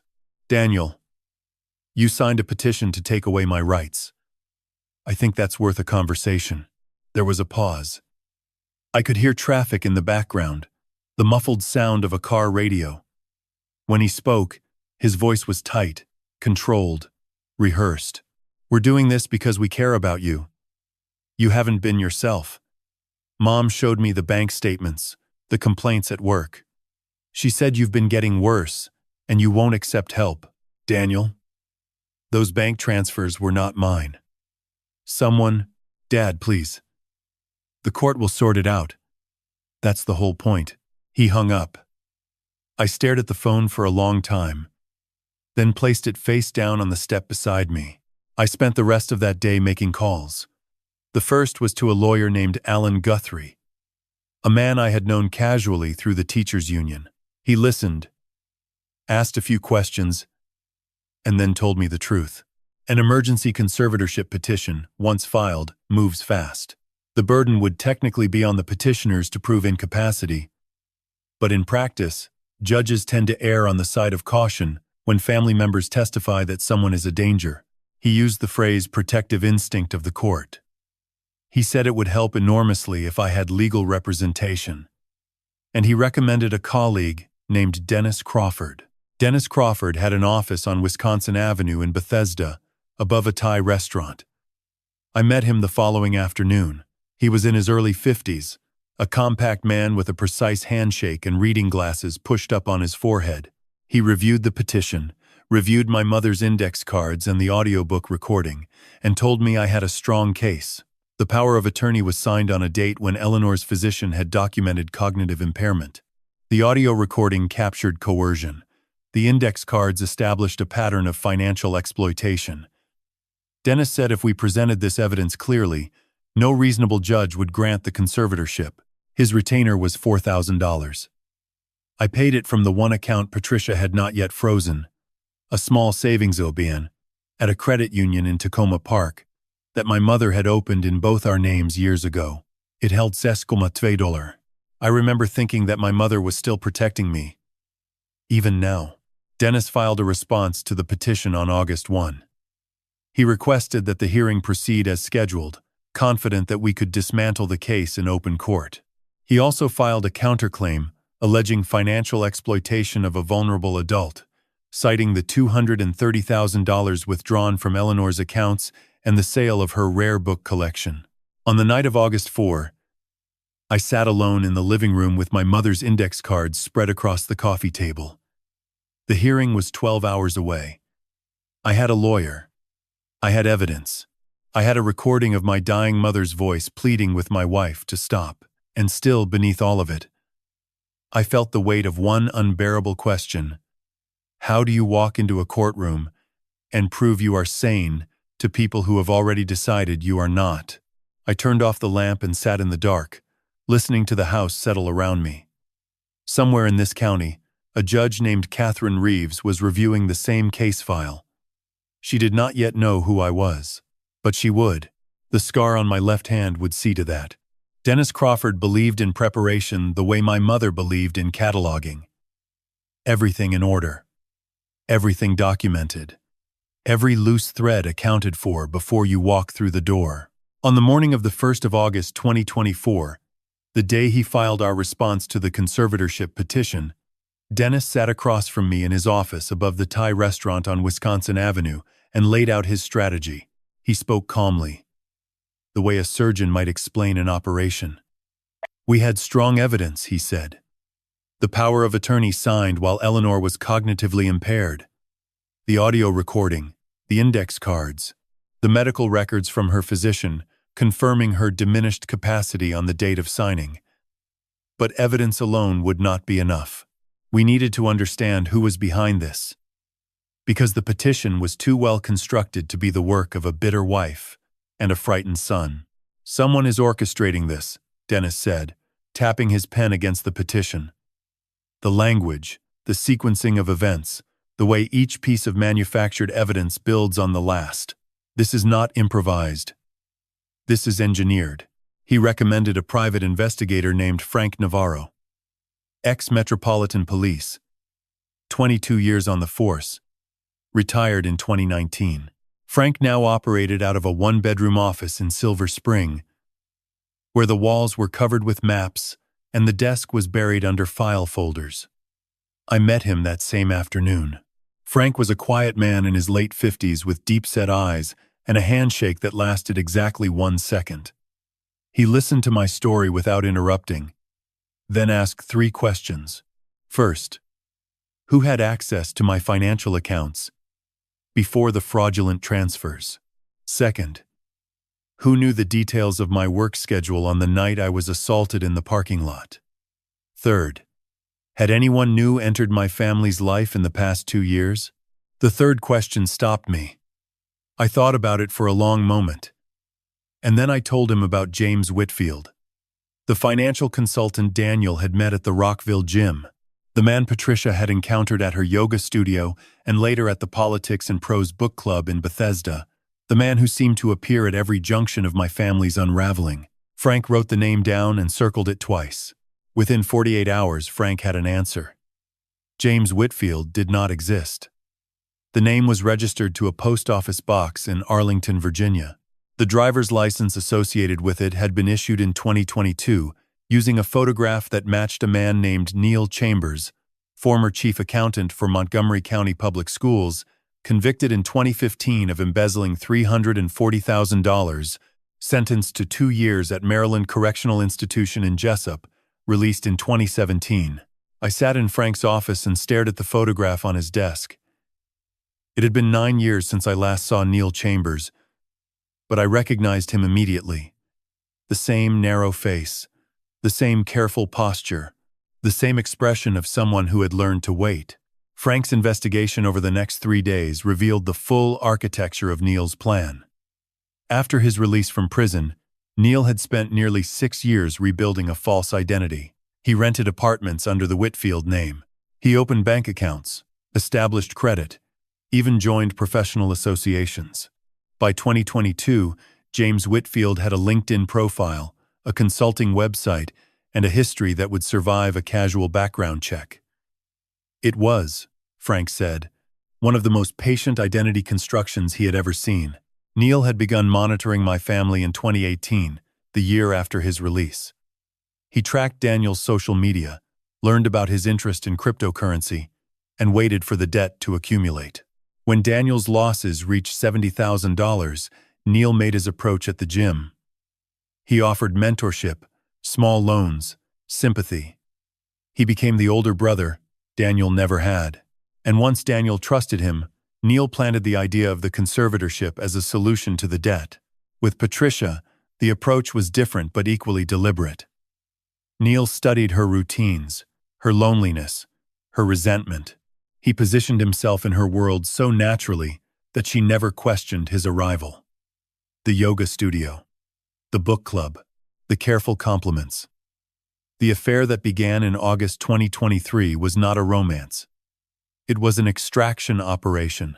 Through Patricia, Neil gained access to Eleanor's financial records, the family's account structures, and the legal vulnerabilities that would make the conservatorship petition possible. Frank also uncovered the 3 attacks on me. The anonymous email to the school board had been sent from a public library terminal in Germantown, but security footage showed a man matching Neil's description using that terminal on the same date. The $28,000 in fraudulent wire transfers had been routed through a shell company registered to the same Arlington post office box as the Whitfield identity. And the parking lot assault, Frank believed, had been carried out by a man Neil had met during his time at Jessup, though we could not yet confirm that connection. Dennis organized everything Frank found into a legal brief. 43 pages. Bank records, identity documents, surveillance photographs, a timeline stretching from 2017 to 2024 showing every step of Neil's infiltration.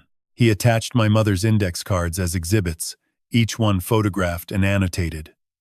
He included the audio recording, transcribed and certified, and he added a sworn affidavit from Eleanor's physician confirming that on the 15th of March 2024, the date the power of attorney was signed, Eleanor Ashford did not possess the cognitive capacity to understand or consent to legal documents. On the evening of August 3, Dennis called me. His voice carried the quiet satisfaction of a man who has built something solid. "We're ready," he said. "Monday morning, we walk into that courtroom with the truth." I thanked him and hung up. Then I sat at the kitchen table and spread my mother's index cards across the surface one more time. Each card was a small act of defiance written by a woman who knew she was running out of time. Each card was a message from a librarian who understood that the most dangerous thing in the world is an unrecorded fact. The hearing was 36 hours away. For the first time in months, I did not feel afraid. I felt armed. Courtroom 4A of the Montgomery County Circuit Court smelled of old wood and floor polish. I had never been inside a courtroom before that morning. I had spent 32 years in classrooms where the stakes were test scores and college applications. Here, the stakes were whether I would be allowed to remain a legal person. It was the 5th of August 2024. A Monday. The kind of bright, airless morning that makes the inside of a government building feel like a sealed jar. I arrived at 8:15, 45 minutes before the hearing was scheduled to begin. Dennis Crawford was already there, seated at the respondent's table with his 43-page brief arranged in 3 neat stacks. He wore a dark blue suit, and his reading glasses sat precisely on the bridge of his nose. He looked ready. I believed he was. Patricia and Daniel entered at 8:40. Patricia wore a navy dress I had never seen before. Her hair pulled back in a way that made her look 10 years younger. Daniel walked 2 steps behind her in a gray suit that did not fit him well across the shoulders. He did not look at me. Patricia's attorney, Richard Feldman, followed them. He was a tall man with silver hair and the confident posture of someone who had done this many times. The gallery was mostly empty. A few clerks, a woman taking notes for the court record, and in the back row, a young woman I did not recognize, sitting very still with a leather bag on her lap. I glanced at her once, noted her dark hair and serious expression, and thought nothing more of it. Judge Catherine Reeves entered at 9:02. She was in her early 60s, with short gray hair and a face that revealed nothing. She sat, adjusted her microphone, and opened the file. The first hour belonged to Feldman. He was good. He presented the petition methodically, building the case, piece by piece. He called Patricia to the stand, and she testified that I had become increasingly erratic over the past year. She described mood swings, financial recklessness, episodes of confusion. She cried at precisely the right moments. She said she feared for my safety and for Daniel's. Feldman entered the photographs from the parking lot assault as evidence of my supposed violent tendencies. He entered the school board's internal review. He entered the bank records showing the $28,000 in unauthorized transfers. Then Daniel took the stand. He was nervous. His hands trembled against the wooden railing. He testified that I had become someone he no longer recognized. He described conversations that never happened, outbursts that never occurred. I watched my son lie under oath, and I understood, with a clarity that felt like ice water, that he was not lying out of malice. He was lying because someone had taught him to believe it was necessary. When Feldman finished, Judge Reeves turned to our table. "Mr. Crawford, you may present the respondent's case." Dennis stood. He adjusted his glasses. He picked up the first stack of papers. And then, something happened that I did not expect. and have never fully understood. He hesitated. It was not a dramatic pause. It was not a rhetorical device. It was the hesitation of a man whose hands were suddenly unsure. He looked down at his brief, then at the judge, then at me. His expression shifted in a way I can only describe as a door closing behind someone's eyes. "Your Honor," Dennis said. The respondent acknowledges the petitioner's concerns and requests a continuance to further evaluate the appropriate course of action. The courtroom went silent. I stared at Dennis. He did not look at me. I leaned toward him and whispered, "What are you doing?" "The evidence." "Present the evidence." Dennis kept his eyes forward. "Trust me," he said. "This is the right move." It was not the right move. I knew it in my bones, the way you know a student is cheating before you see the copied answers. Something had changed between the night of August 3, when Dennis had called me with quiet confidence, and this morning, something had reached him. Judge Reeves studied Dennis for a long moment. Then she looked at me. Her eyes moved to my left hand, resting on the table, and she paused. The scar from the I-270 rescue was visible, a rough terrain of pinkish-white tissue that stretched from my knuckles to my wrist. She stared at it for what felt like 5 full seconds. Her expression did not change, but something behind it shifted, the way light changes in a room when a cloud passes. "Mr. Crawford," she said, "I will grant a 72-hour continuance. The hearing will resume on Thursday, August 8th, at 9 a.m. I expect the respondent's counsel to be fully prepared at that time." She said the word fully as though it weighed more than the others. Dennis nodded. The hearing was adjourned. Patricia and Feldman exchanged a brief look of satisfaction. Daniel left without turning around. I followed Dennis into the hallway. He walked quickly, his briefcase clutched against his chest. "Tell me what happened in there," I said. He stopped near the elevator and finally looked at me. His face was pale. "Robert, I'm withdrawing from the case. I'll refund half the retainer." "I'm sorry." "Why?" He pressed the elevator button twice. "I can't say. You had 43 pages of evidence. You had the recording. You had the index cards. You had everything. Why didn't you present it?" The elevator doors opened. Dennis stepped inside and turned to face me. For one moment, I saw something in his eyes that might have been shame. "Find another lawyer," he said. "You have 72 hours. The doors closed. I stood alone in the hallway of the Montgomery County Courthouse with no attorney, no plan, and 3 days before the court would decide whether I was fit to manage my own life. Behind me, I heard footsteps. I turned. The young woman from the back row of the gallery was walking toward me. She had her leather bag over one shoulder and a look on her face that I would later learn to recognize as the particular determination of someone who has been waiting a very long time to repay a debt. "Mr. Ashford," she said. "My name is Lily Reeves. I think we need to talk." We sat on a wooden bench outside the courthouse, the August sun pressing down on the concrete plaza like a hand on a wound. Lily Reeves opened her leather bag and took out a manila folder, a yellow legal pad, and a business card. She handed me the card first. It read, "Lily Reeves, Attorney at Law, Elder Abuse and Guardianship Defense, Pro Bono Division, Maryland Legal Aid." "I was in the gallery this morning," she said.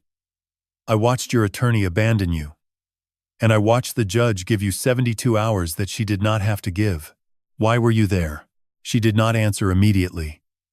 She looked at the scar on my left hand, the way a person looks at a photograph they have seen many times, but never held. "I'll explain everything," she said. "But first I need to ask you one question.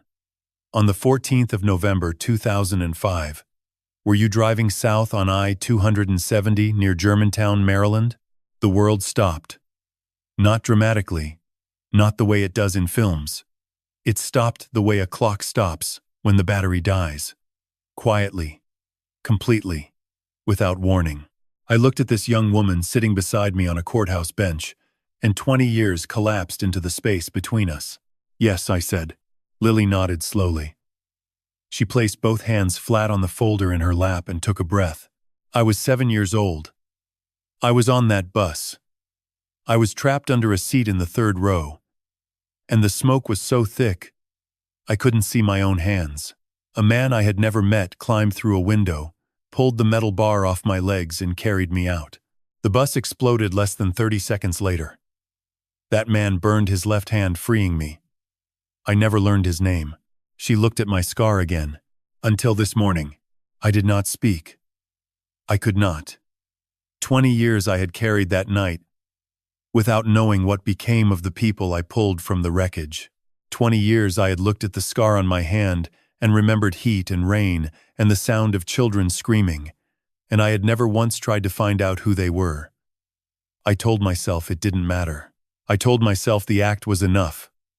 But sitting on that bench, hearing this woman describe the worst moment of her childhood with the precision of someone who had replayed it 10,000 times, I understood that it had always mattered. The coach on that bus, Lily continued, was my mother, Catherine Reeves. The second collapse. The judge, the woman who had stared at my scar from the bench this morning, who had granted me 72 hours I did not deserve on paper, who had said the word fully as though it were a message. She was the young coach I had pulled from the bus 20 years ago. She had recognized the scar. She had known. My mother became a judge in 2014, Lily said. She never stopped looking for the man who saved us. She checked news archives, filed requests with the fire department, even hired a researcher once. Nothing. You disappeared that night. No name, no plate number, no hospital record. She called you the ghost on 270. I exhaled. The phrase landed somewhere deep in my chest and stayed there. When the conservatorship case was assigned to her docket last week, she reviewed the file and saw your photograph. She noticed the scar. She wasn't certain, not from a photo alone. But this morning, when she saw it in person, she knew. Lily paused. She called me last night. That's why I was in the courtroom. She can't represent me, I said. She's the judge. No, she can't. And she won't compromise the case. She hasn't spoken to me about the legal merits at all. What she told me was this. There is a man in my courtroom who once saved our lives, and his own lawyer just failed him. If there is anything you can do within the law, do it. Lily opened the manila folder. Inside was a printed summary of my case, compiled from public filings. She had already reviewed the petition, the school board records, and the financial documents entered into evidence. I specialize in elder abuse defense and guardianship cases, she said. I've handled 31 conservatorship challenges in the past 4 years. I work pro bono through Maryland Legal Aid. I know this area of law better than most people in this county. She looked at me directly. And I owe you my life, Mr. Ashford. Let me help. That night, Lily came to the house. We sat at the kitchen table, the same table where I had opened the petition 7 days earlier, and I showed her everything.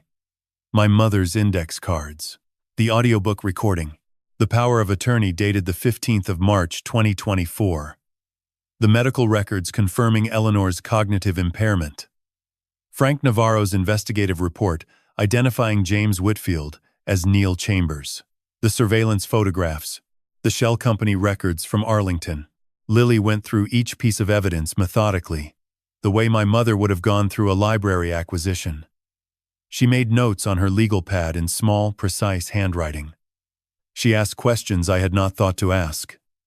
She identified gaps I had not noticed.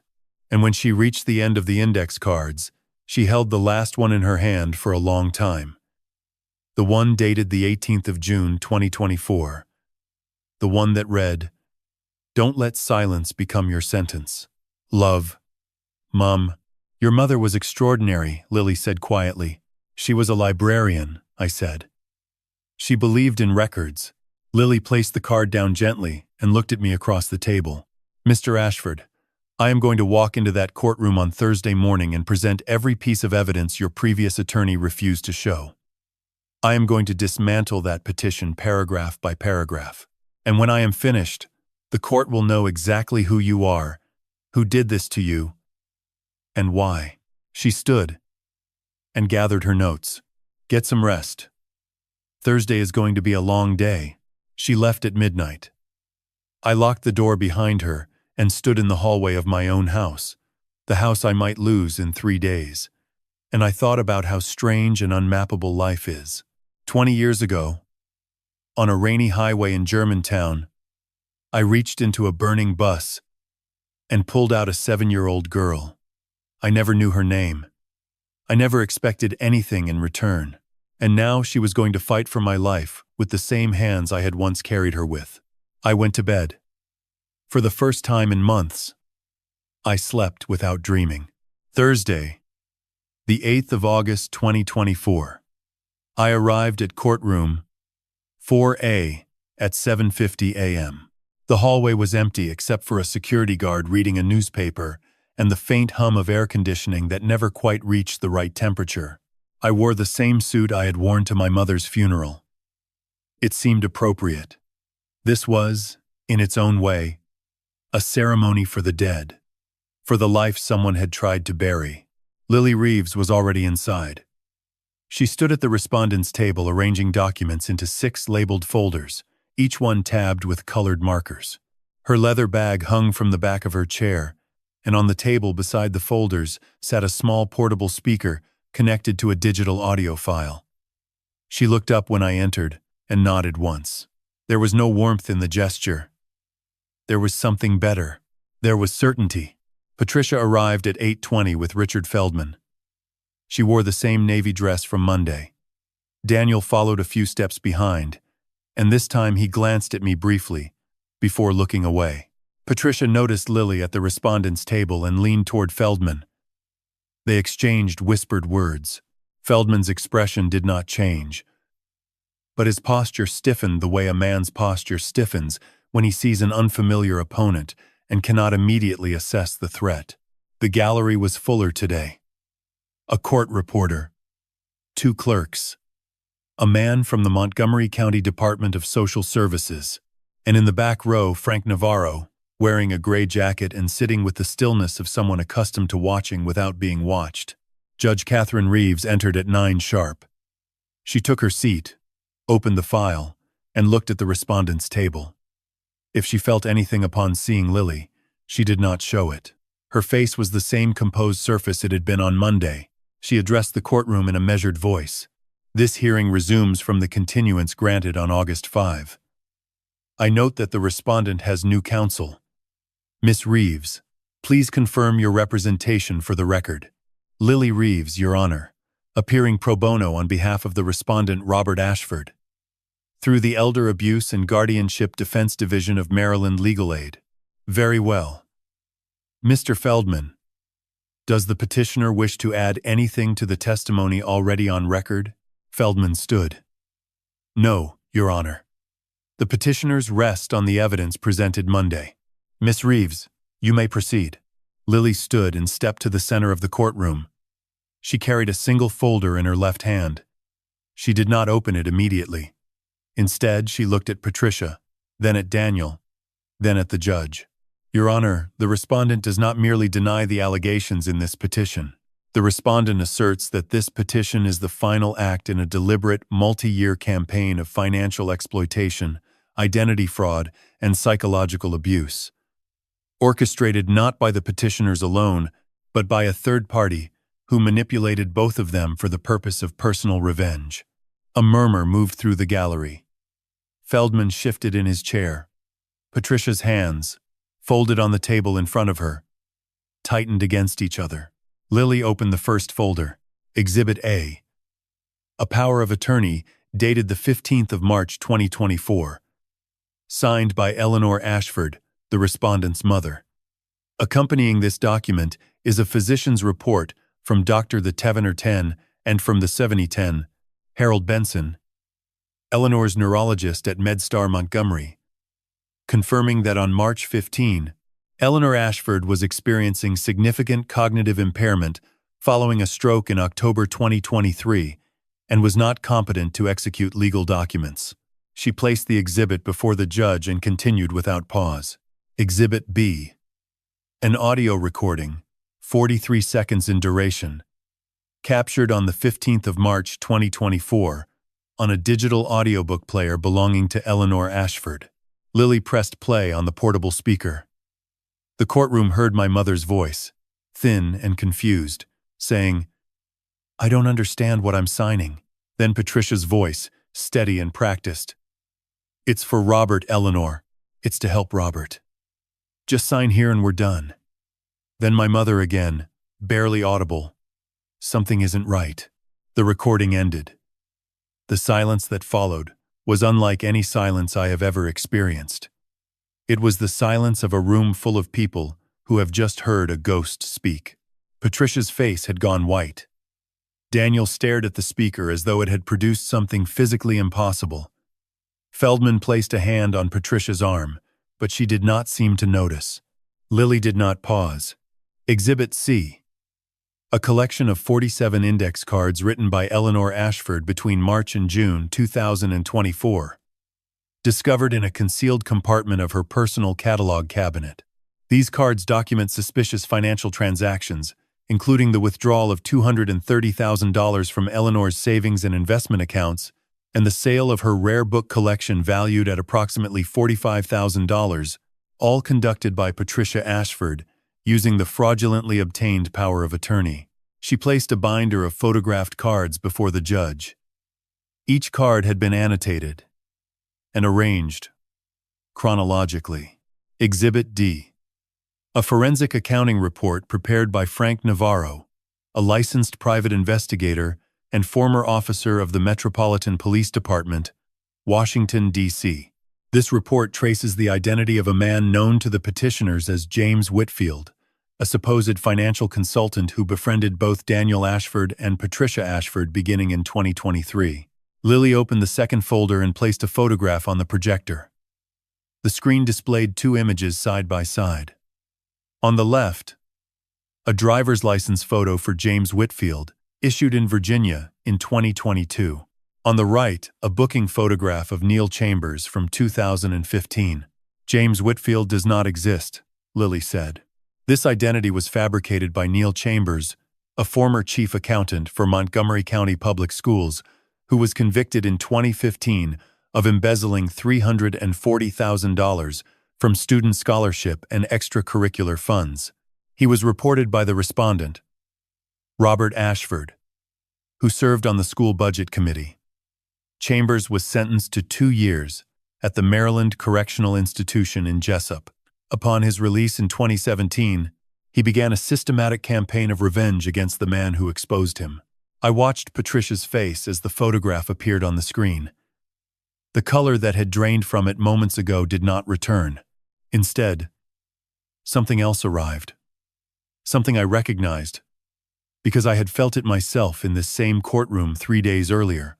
It was the realization that the ground beneath you is not ground at all. It is a stage. And someone else has been writing the script. Lily was not finished. She returned to the respondent's table, opened the third folder, and removed a single sheet of paper. Her movements were unhurried, almost gentle. The way someone handles a document they know will change the shape of a room. Exhibit E, Your Honor. A bank transaction record from First National Bank of Maryland, dated the 2nd of August, 2024. This record shows a wire transfer of $140,000 from an account registered to James Whitfield to an account held by Dennis Crawford, attorney at law, Bethesda, Maryland. The room absorbed this information the way dry wood absorbs a flame. Slowly at first, then all at once. I felt my chest tighten. Dennis, the man who had built a 43-page fortress of evidence and then refused to use it. The man who had looked at me in the elevator and said, "Find another lawyer," with shame leaking through every syllable. He had been bought. Neil Chambers had paid $140,000 to ensure that my defense would collapse at the moment it mattered most. Lily continued. her voice steady and clear. Mr. Crawford's sudden withdrawal from this case was not a professional judgment. It was a transaction. Neil Chambers, operating under the Whitfield alias, bribed the respondent's own attorney to abandon him in open court. This is obstruction of justice, witness tampering, and a violation of the Maryland rules of professional conduct. Judge Reeves studied the bank record for a long time. When she looked up, her expression had not changed, but her eyes had. There was something in them that went beyond judicial neutrality. I had seen that look once before, 20 years ago, on the face of a young woman standing in the rain on I-270, watching a bus burn behind her. Miss Reeves, the judge said, does the respondent have additional evidence? One final exhibit, Your Honor. Lily opened the last folder. Inside was Frank Navarro's complete investigative report. She did not read every page aloud. Instead, she summarized the architecture of Neil Chambers' revenge with the precision of someone dismantling a machine to show the jury every gear. She described how Neil had created the Whitfield identity over 6 years, how he had monitored the Ashford family since 2018, how he had targeted Daniel through the cryptocurrency community and the Rockville gym, exploiting a young man's debt and shame to turn him into an unwitting instrument, how he had seduced Patricia through calculated proximity, yoga studios and book clubs and text messages designed to weaponize her loneliness, how he had drained Eleanor's accounts through a fraudulent power of attorney, how he had orchestrated the anonymous email to the school board, the $28,000 in fabricated wire transfers, and the parking lot assault, and how, when all of these pieces were in place, he had filed a conservatorship petition through the very family he had spent 2 years destroying. Neil Chambers did not want Robert Ashford's money, Lily said. He wanted Robert Ashford's life. He wanted to take from Mr. Ashford exactly what Mr. Ashford had taken from him in 2015. His career, his family, his dignity, and his freedom. This conservatorship petition is not a family's cry for help. It is the final move in a 9-year campaign of revenge. She placed the report before the judge and returned to her seat beside me. The courtroom was silent. Not the polite silence of a proceeding between witnesses. The heavy, pressurized silence that follows a detonation. Feldman stood slowly. He looked at Patricia, then at the judge. For the first time that morning, his confident posture was gone. He buttoned his jacket, unbuttoned it, and then spoke in a voice that had lost its earlier polish. Your Honor, the petitioners request a brief recess to consult. Denied, Judge Reeves said. This matter has consumed sufficient time. I am prepared to rule. She removed her glasses and placed them on the bench. She looked at Patricia. She looked at Daniel. She looked at me. And then she spoke. The court finds that the petition for emergency conservatorship over Robert Thomas Ashford is supported by neither credible evidence nor good faith. The testimony presented by the petitioners on August 5 is contradicted in its entirety by documentary evidence, audio recordings, financial records, and an independent forensic investigation. The court further finds probable cause to believe that the petition was filed as part of a coordinated scheme of financial exploitation, identity fraud, elder abuse, and obstruction of justice. She paused. The court reporter's fingers hovered above the keys. The petition is dismissed with prejudice. All temporary account freezes imposed on the respondent's assets are hereby lifted, effective immediately. I heard the words, but they did not land. They floated somewhere above me, like sounds from a room I had not yet entered. Furthermore, Judge Reeves continued, the court refers the following matters to the Montgomery County State's Attorney for criminal investigation. First, the financial exploitation of Eleanor Ashford, deceased, including the unauthorized withdrawal of $230,000 and the fraudulent execution of a power of attorney. Second, the fabrication of evidence used in this proceeding, including falsified bank records and orchestrated physical assault. Third, the bribery of an officer of the court, Dennis Crawford, in the amount of $140,000. Fourth, Identity fraud committed under the alias James Whitfield by Neil Chambers. She looked at Patricia one final time. Mrs. Ashford, I strongly advise you to retain criminal defense counsel. The same advice applies to any other individuals connected to the conduct described in these proceedings. Patricia did not move. She sat perfectly still, her hands flat on the table, her navy dress suddenly looking like a costume from a play that had ended one act too early. Daniel sat beside her with his head bowed, his shoulders trembling in a way that I recognized. It was not fear. It was the collapse of a structure he had been living inside without knowing it was made of lies. The gavel came down once. The hearing was adjourned. I remained seated. Lily placed her hand briefly on my forearm, then began collecting her folders. Frank Navarro stood in the back row, put on his jacket, and walked out without a word. He had done his work. The evidence had spoken. I looked down at my left hand resting on the table. The scar was still there, rough and permanent. A map of a night I had almost forgotten.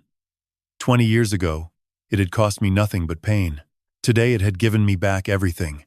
I closed my hand into a fist, then opened it again. And for the first time since this began, I breathed. Daniel called me 11 days after the hearing. It was the 19th of August, 2024, a Tuesday evening.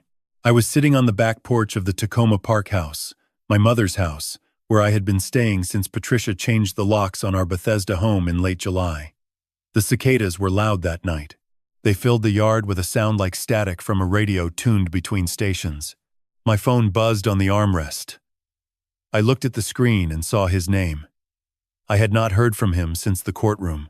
I had replayed his testimony in my mind more times than I wanted to admit, each replay wearing a slightly different groove in my understanding of who my son had become and who he might still be. I answered, "Dad," one word. But the weight of it was enormous. It carried the sound of a man standing at the edge of something he was not sure would hold him.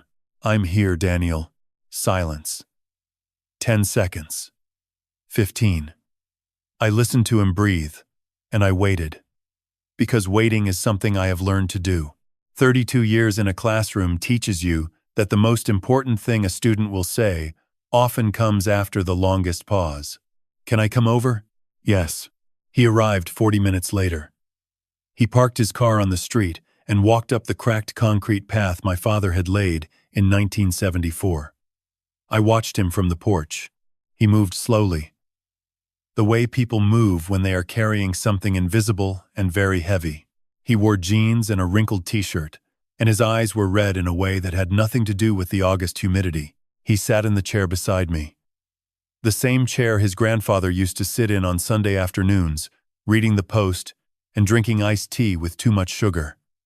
Daniel did not know that. He had been too young to remember those afternoons, but I remembered. And for a moment, the three of us existed in the same space. Grandfather, father, son, separated by time, but connected by the creak of the same wooden chair. We sat without speaking for several minutes.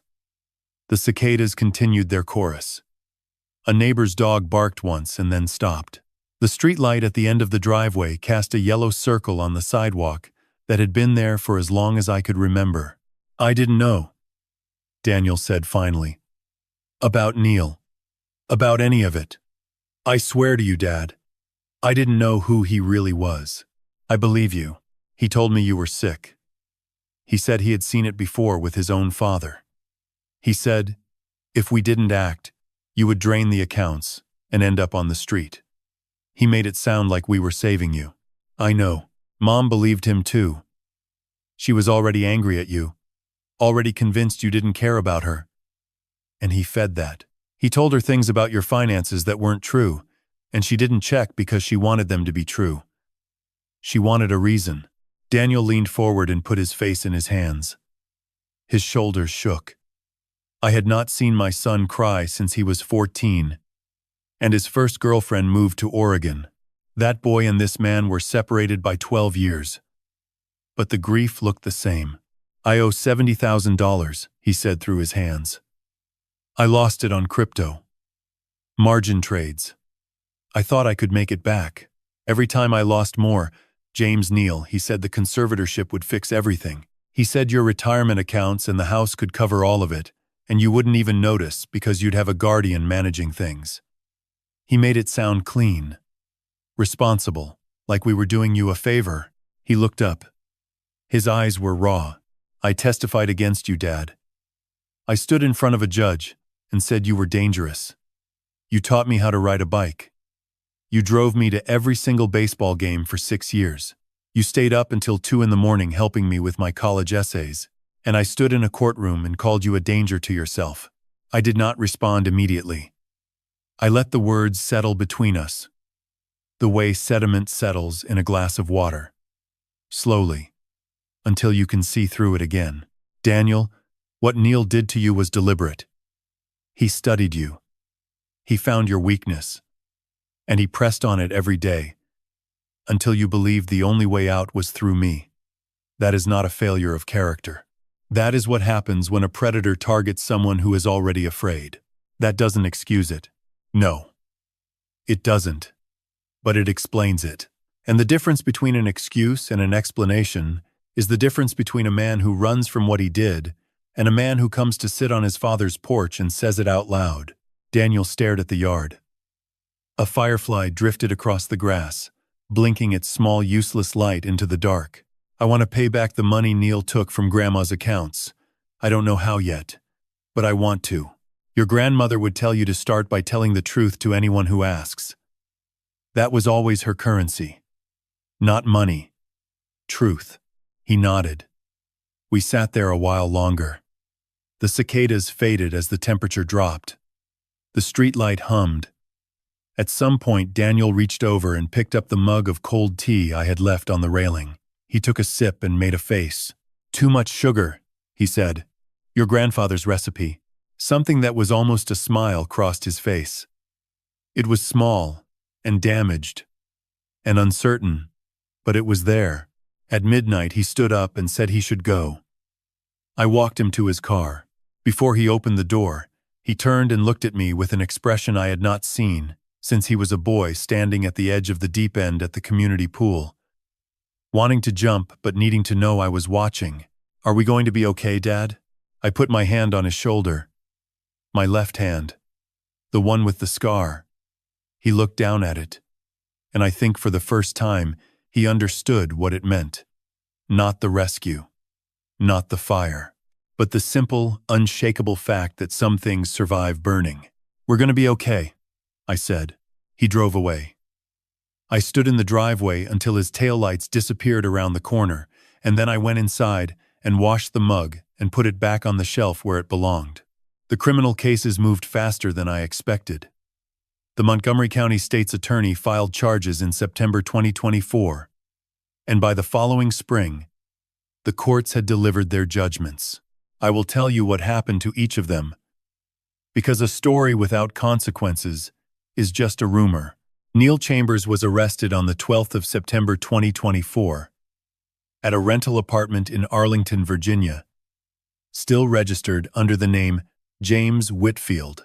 He was charged with elder financial abuse, identity fraud, conspiracy to file a fraudulent conservatorship petition, obstruction of justice, and bribery of an officer of the court. His trial took place in February 2025. Frank Navarro testified. Lily Reeves testified. The index cards were entered into evidence, each one carrying my mother's careful handwriting like a voice from beyond the grave. Neal's defense attorney argued that the conservatorship was a family matter and that Neal had merely offered financial advice. The jury deliberated for less than 4 hours. Guilty on all counts. Judge William Montoya sentenced him to 7 years at the Maryland Correctional Institution in Hagerstown, with no possibility of parole for the first 5. When the sentence was read, Neal looked straight ahead and said nothing. I watched him from the gallery and tried to feel something. Satisfaction, perhaps, or vindication. What I felt instead was exhaustion. 9 years of his life spent building a machine to destroy mine, and in the end, the machine consumed him instead. Dennis Crawford was disbarred by the Maryland Attorney Grievance Commission in November 2024. He was subsequently charged with accepting a bribe in connection with a judicial proceeding. He pleaded guilty in January 2025 and received 18 months at a federal minimum security facility in Cumberland. I never spoke to him again. I did not need to. The elevator doors had said everything. Patricia was charged with elder financial abuse, fraud, and conspiracy. Her trial took place in March 2025. She did not testify in her own defense. Her attorney presented her as a victim of Neil's manipulation. And there was some truth in that. Neil had used her loneliness and resentment the way a locksmith uses a tension wrench, applying pressure at exactly the right point until something gave. But the $230,000 withdrawn from my mother's accounts had passed through Patricia's hands. The rare books had been sold through a dealer Patricia contacted. The power of attorney had been signed under Patricia's coercion. Manipulation does not erase agency. The jury agreed. Guilty on 3 counts. She was sentenced to 4 years at the Maryland Correctional Institution for Women in Jessup, with eligibility for parole after 2.5 years, and ordered to pay full restitution. She filed for divorce from prison. I signed the papers without contest. The Bethesda house was returned to me through a court order in October 2024. I walked through the front door for the first time in 3 months and stood in the living room where I had once spread my mother's index cards across the coffee table. The house smelled of dust and closed windows. I opened every window on the first floor and let the autumn air move through the rooms. It took weeks before the house felt like mine again. Some spaces remember what happened in them. You have to be patient and let new hours accumulate until they outnumber the old ones. Walter Johnson High School reinstated me in January 2025 after the school board formally cleared my record and issued a written apology. I returned to my classroom on a Monday morning. Room 214, the same room where I had taught for 32 years. Someone had put a small bouquet of supermarket flowers on my desk. There was no card. I never found out who left them, and I decided I did not need to know. Some kindnesses are better unnamed. Daniel enrolled in a financial counseling program in the fall of 2024. He got a second job waiting tables at a restaurant in Rockville. He called me every Sunday evening, sometimes with news, sometimes with nothing in particular, sometimes just to sit on the phone in a silence that had become comfortable rather than empty. On Christmas Day, 2024, he came to the Tacoma Park house and we cooked dinner together in my mother's kitchen. He burned the rolls. I overcooked the roast. We ate everything anyway and did not pretend it was good, which struck me as a form of progress. He was paying his debt down slowly, month by month, and he had stopped looking at cryptocurrency charts. When I asked him what he had learned, he said that the fastest way to lose everything is to believe you can get something for nothing. I told him his grandmother would have agreed. Lily Reeves and I stayed in touch. She sent me a card on the anniversary of the verdict. Inside, she wrote, "For the ghost on 270, thank you for stopping." I kept it in the drawer of my desk at school, beside a photograph of my mother at the Library of Congress, standing in front of the catalog cabinets with a smile. I can still hear if I close my eyes. I am 59 years old now. I teach 5 classes a day. I grade papers in the evening. I drive to Tacoma Park on weekends and tend the garden my mother planted in 1988, the one with the roses that bloom every May, whether anyone is watching or not. I have a scar on my left hand that sometimes aches when the weather changes. And I have a son who calls me every Sunday. I do not have a wife. I do not have my mother. I do not have the years that were taken, but I have what remains, and what remains is enough. My mother wrote on her last index card, "Don't let silence become your sentence." I carried those words into a courtroom, and they carried me out. If you are reading this, and you recognize something in my story, if someone is dismantling your life one document at a time, one lie at a time, one silence at a time, I need you to hear what a librarian knew and a teacher learned. The truth does not expire. It does not rot on a shelf. It waits. And when you are ready to speak it, it will hold. Don't let silence become your sentence. If this story moved you, please share it with someone who needs to hear it. Subscribe. Leave a comment. And remember, every voice matters, especially the ones that have been quiet for too long.